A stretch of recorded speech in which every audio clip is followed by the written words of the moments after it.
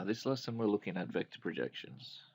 We'll start with a basic introduction, a reminder. The projection of vector A in the direction of vector B is essentially the component of A in the direction of B. So what we're really looking at is if we have vectors A and B, and we're looking at the projection of A on B, then we need to consider this perpendicular line here, and A on B will be the vector, will be the component of A that's in that direction of B. So this is A on B, or the projection of A onto the line B. Now, we looked at this extensively last year, and we focused mostly on this form of the rule. So rule is that the projection of A on B will be the dot product of A and B over the dot product of B and B, and then multiplied by the vector B. Now, in the formula sheet, you'll notice that there's different forms of this. So you'll have to decide what you want to do, whether you want to remember this rule or you want to use the rules from the formula sheet.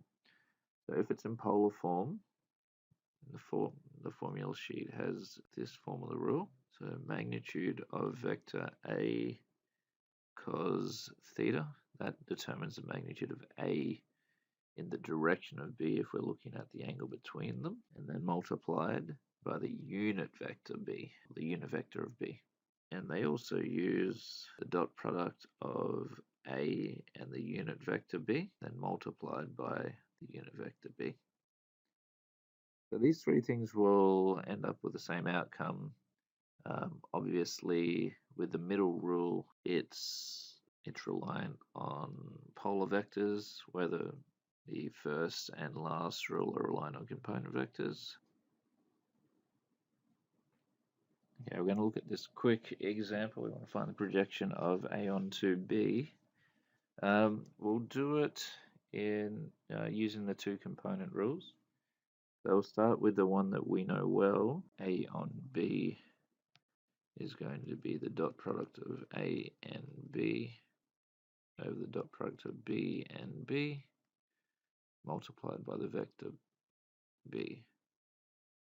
So dot product of A and B is 5 times 3 plus negative 2 times 4, and dot product of B and B is 3 squared plus 4 squared, multiplying by the vector B, which is 3i plus 4j. So 15 subtract 8 gives us 7. 7 on 25. 7 on 25 multiplied by 3i plus 4j, and we get 21 on 25i and 28 on 25j. Now, if we use a method from the formula sheet, we're going to say that A on B is equal to the dot product of A and the unit vector B multiplied by the unit vector B.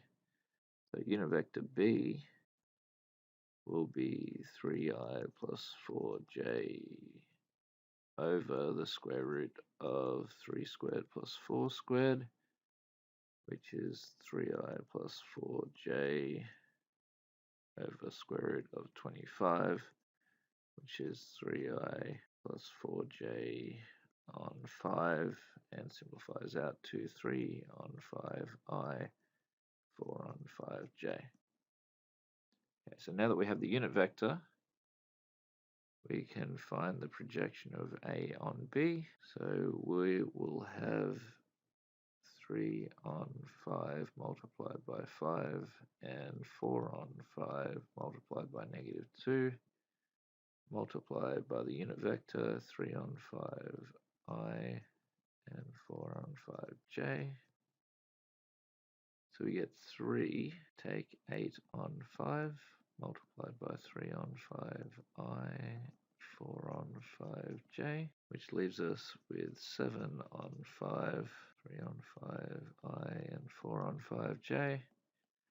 and we multiply that out to get 21 on 25i and 28 on 25j.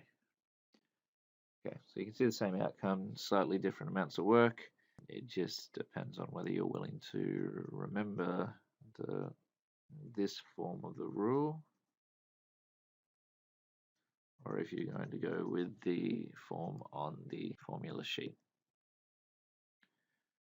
All right, so that concludes the review on vector projection.